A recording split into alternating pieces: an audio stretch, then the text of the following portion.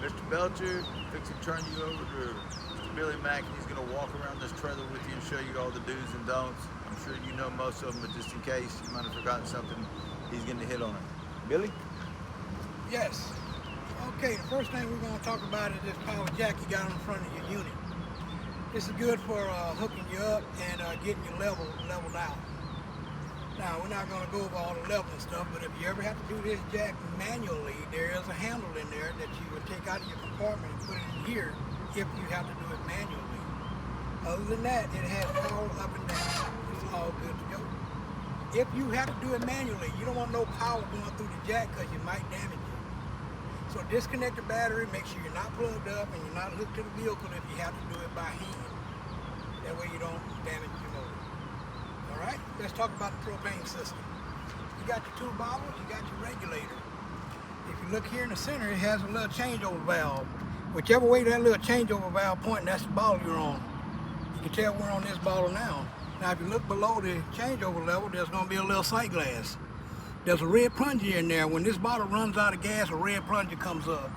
If you see red, you're going to close your empty bottle. You're going to change this valve over and start on your other bottle. By the way, both your bottles are full and everything been test fired to make sure it works properly. This trailer ready for some camping fun. Come on around the corner. Let's talk about the other stuff here. Slide outs. The rules of slide out is all the way in or all the way out. Never bring your slide out a little and leave it that way, because if it rains on you, you're going to get water inside your trailer. So one way or the other, in or out. All right, come on back this way here. Now I want you to see that it says gray water holding tank. Now if that's usually going to be for the kitchen sink, or if you have a washer dryer, that'll be the drain for it. There's a pull handle under there to open and close. If you look over here and we look down here, we'll see the main dump system where you would hook up your sewer hose. You got two tanks to dump and hold wastewater. One is marked black tank, that's going to be the black handle. The other one is marked gray tank, that's going to be the gray handle. When you hook up a sewer hose here, you're going to run your sewer hose to your system. Make sure your valves are closed, especially black tank. Gray tank, you can leave it open, especially if you get in the shower and take a shower. You want gray water to run through the system and not fill up in your shower around your feet. So let your gray water run through, have your black valve closed, because you have to monitor that waste and see how much is in that tank when it's time to empty it out. It'll let you know when it's time to come pull the handle and dump the system. When you dump your system, if you look over here, you have what's called a black tank flush. After you dump your black tank, you can wash it out and clean your tank system. Wash it, clean it, retreat. We'll talk about treatment technique when we go inside. This lower hookup here is going to be for your city water hookup. You're going to have an RV water hose hooked to here, and I do recommend you put a pressure regulator on your water supply. Your regulator should be hooked up to your faucet water, and then you run your RV hose to your trailer. And right here you can see your trailer has an outside shower. Your outside shower, one runs hot water, cold water, just like inside would be.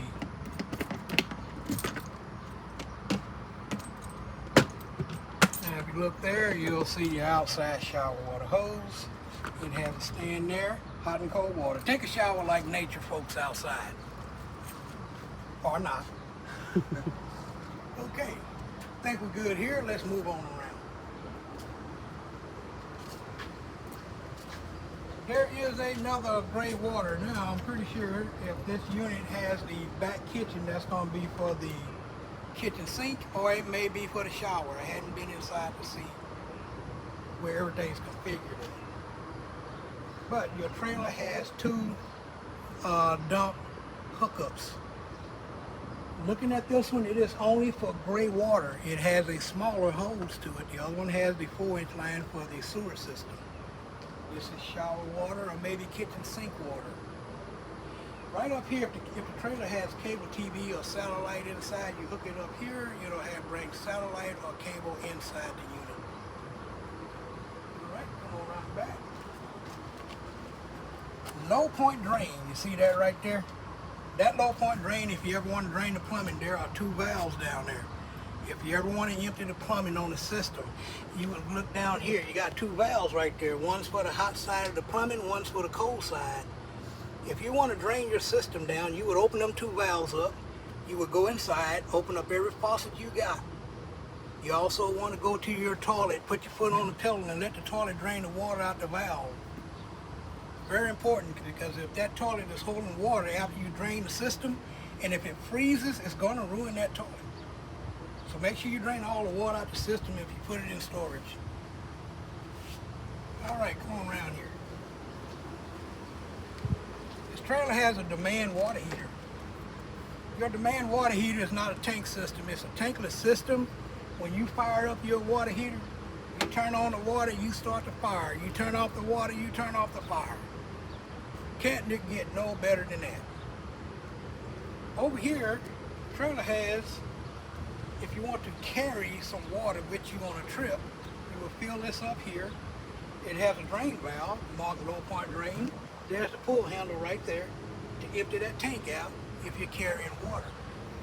If you fill that tank up, there's an overflow hose under there. We can't see it, but if you're filling it up here and water is flowing underneath the trailer, you know you've got a tank full of water.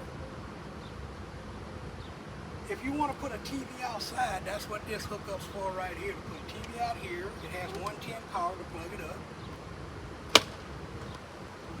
Now, I want y'all to look at this part right here. This is the furnace exhaust. Now, if y'all got them, I know we got them here in Texas, mud daubers. Mud dauber is a bug that builds a dirt nest, and he wants to build a dirt nest in your furnace exhaust. It causes your furnace not to work when you really need it to if there's a dirt nest built in there. I highly recommend a mud dauber screen to keep the bugs out of there. Very important. All right, over here,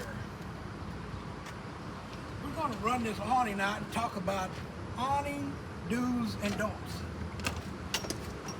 There's a switch in here. I'm going to let the awning out.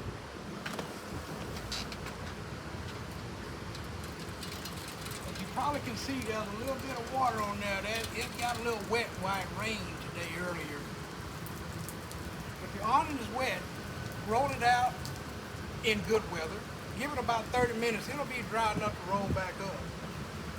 Now, when you're running this out, I want you to pay attention to the very end of the tube. There's going to be some of that material that drops off. We're going to have to do my little magic thing here. We're going to see the little flap drop down, which is right about there. Now, you see that part hanging down. Here's where you want to stop running your awning out. If you stop here, everything's working fine.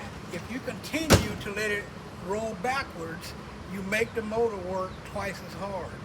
So always stop when you got your awning out where that material is just hanging down on the very end of the tube right there. Oh, by the way, it is okay to have this out while it's raining. As long as the wind's not blowing it all over the place, go ahead and roll it out. If it's just rain, I prefer you to pull down one of your arms here and make your awning tilt. That way the water drains off a lot easier without building up in the middle and making a giant water bubble out of your fabric, which might stretch it out cheap and probably bend something.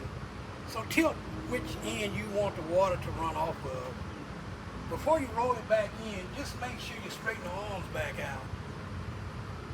By the way, there's going to be some days when you have to roll this up wet, and that's okay. As long as you don't leave it rolled up wet, say, for 6 months, or you're going to have a moldy fabric that's really hard to clean. So if it got wet and you rolled it up that way, just wait for the weather to get better and the wind's not blowing. Roll it out, give it 30 minutes, it'll be dry enough to roll back up. If it's bedtime and it's time to turn in, don't leave your awning out overnight. You don't know what might happen through the middle of the night. Your awning might get really tore up while you sleep.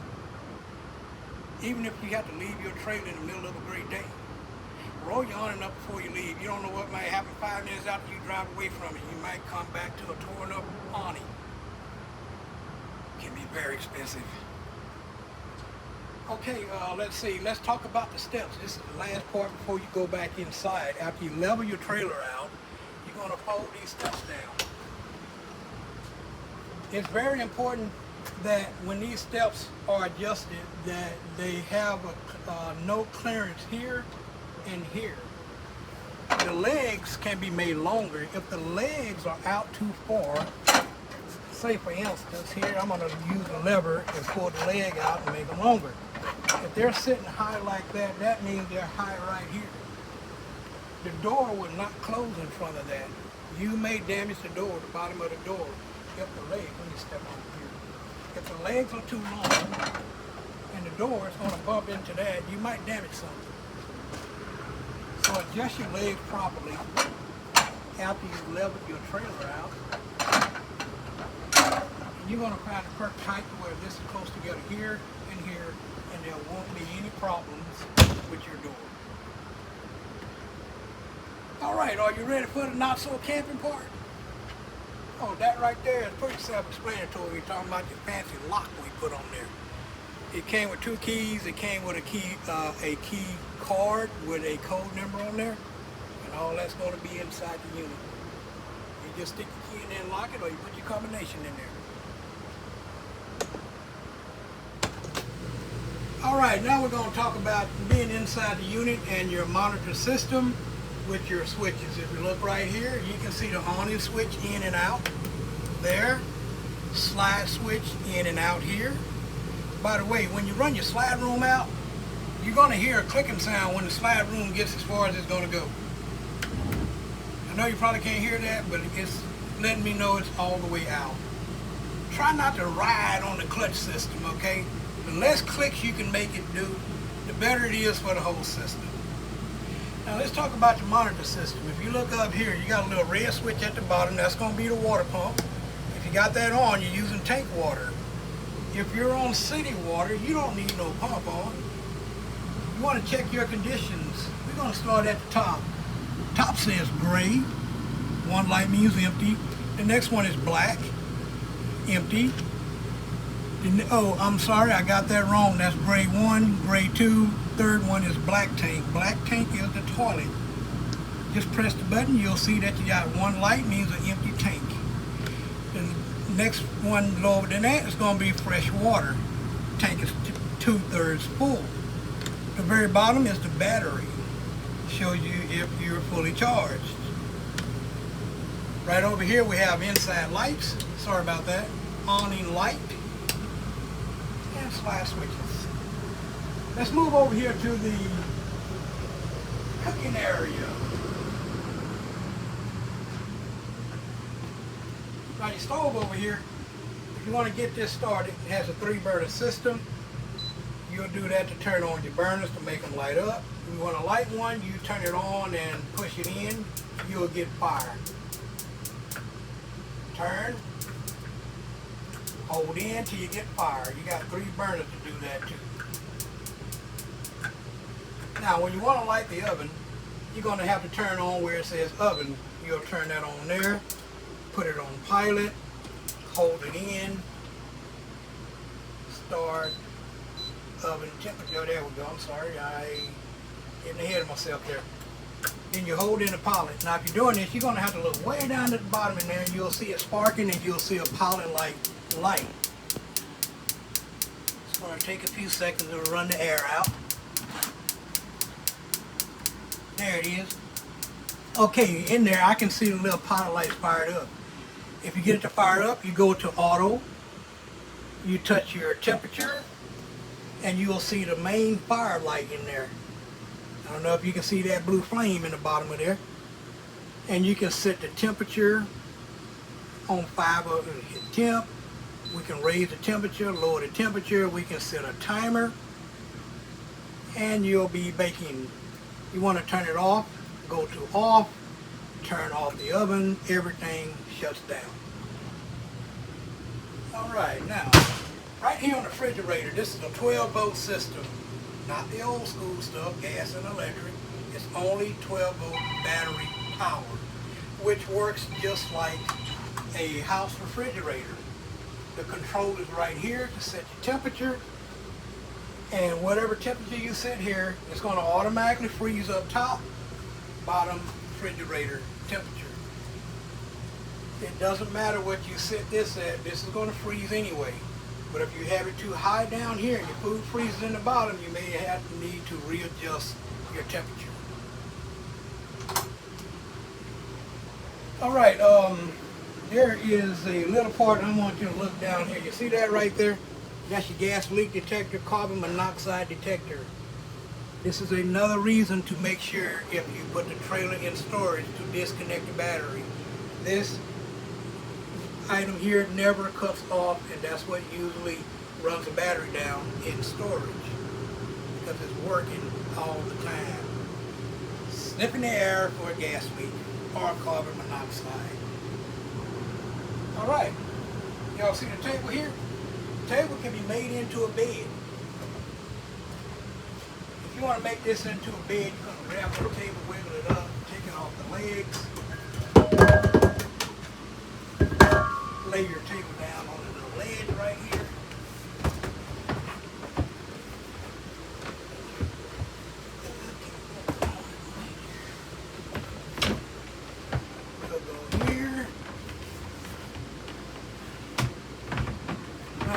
Table in place.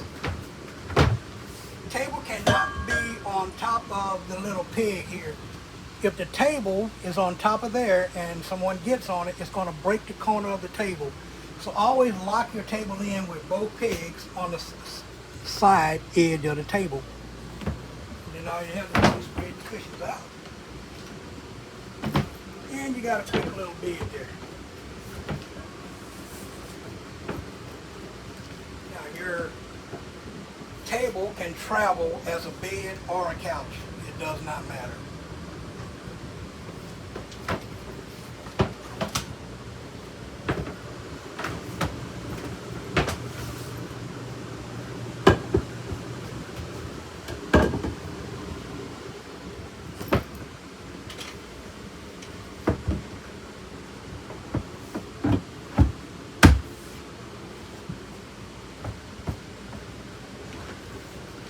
And it's a table again.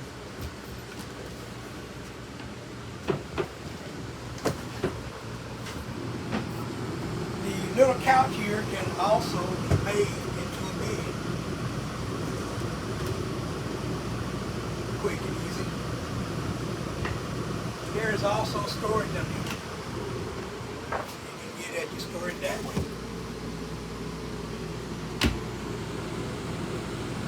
If you mount a TV in here, what you have is cable hooked up. There is an antenna on the roof. You are getting all local channels. As long as the little green light turned on, you get all local channels. But if you hook up to cable or satellite, you need to turn off the green light. There's a little button here. You turn off the light to get cable to come through the system. Light is only for antenna booster. All right, and you got some neat little entertainment here. That's going to be kind of self-sitting if that's where you want it. You have zone 1 inside the trailer. I just turned off zone 1. Zone 2 is outside speakers. So you play the music how you want, inside or just outside. If you hook a TV to here with the HDMI, you're going to get surround sound coming through your speakers, inside and outside. So be careful once you hook the TV up. If you're playing TV in here and zone 2 is on outside, everything can be heard outside that's going on in here. It's also Bluetooth. Okay. Very neat little system. All right, let's talk about the AC system. What is that back here on the wall? You have two AC systems. You have the main system here. This one has the furnace and the air conditioner. And you're going to discover this very easily. You just keep pressing that switch to where you want it to be. That is AC. That is furnace. You can set the temperature. That is completely off. And I want you to do a burn-in when you get it home and it gets cold. I want you to turn this on and go to furnace and let it run for about 20 minutes to clean the system. Take the battery out the smoke detector and let it run for about 20 minutes to clean that system. Now, we're going to go in the restroom and talk about how to treat the black tank. All right, when you get it set on site, you're going to have to treat that black tank to get it ready for use.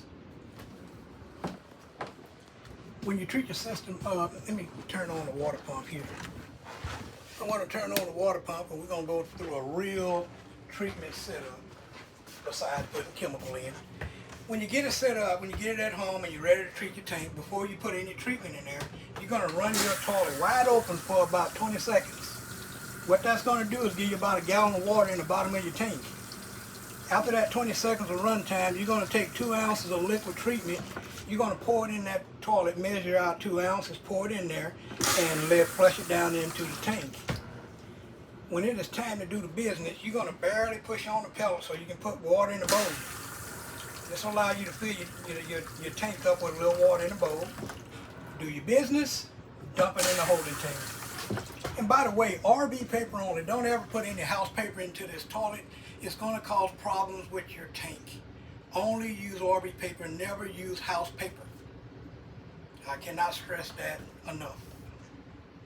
All right, come on around the corner. I want to show you how to get some hot water in here.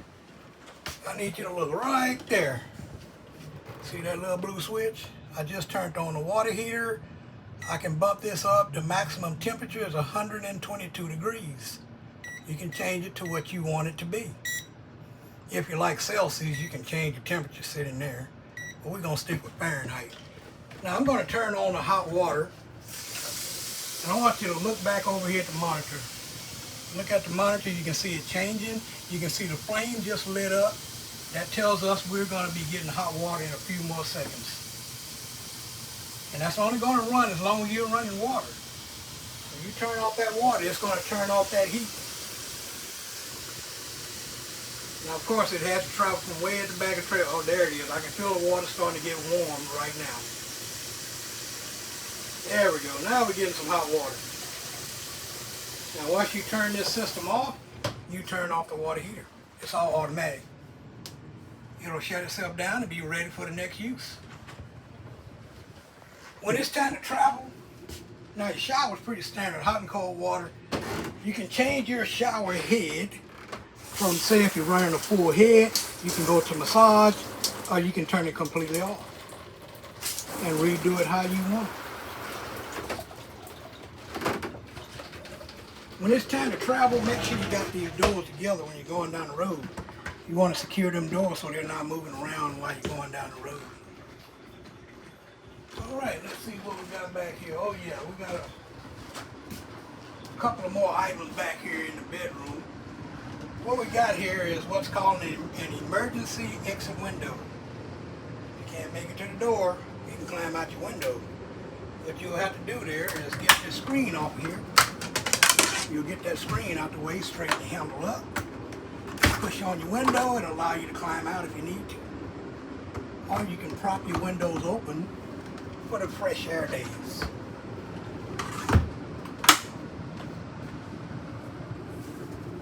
Now it's probably going to take me a little longer to put this back than it did to take it off, but that's the good part. You go there, there, and there. And you got the privacy blinds. Keep your system all private. Oh, by the way, see these closet doors here? This is another one. You want to make sure they are secure when you are traveling. Closet doors need to be locked in place while you're going down the road.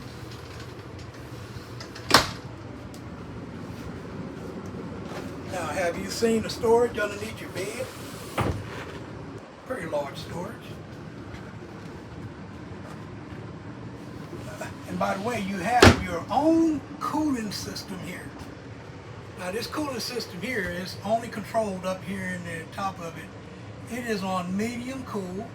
Thermostat's on this side if it's getting a little too cold. If I turn that off with a blue mark, compressor's not running as much. This is maximum. I just turned it off. Okay, we'll go there. It has room cool. You can go here, spread your air out. Now you're spreading it throughout. There's an air filter you're going to have to clean every once in a while. By the way, it has a couple of air units. You may not be as radical as what I'm being here to get this filter off. What you'll do there is take this out, take the filter off of here, and you'll take this and wash it in the sink. And what you're going to notice, there's going to be a bunch of dust collected on this screen here. You'll take that out, wash that, rinse it, get some paper towels and squeeze it dry, put it back up.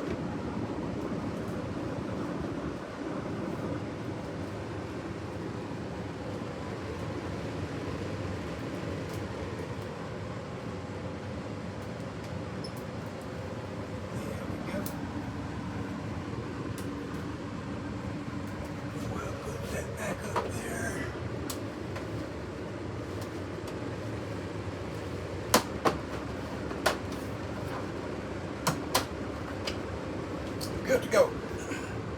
Okay, I call that the basic 5-cent tour.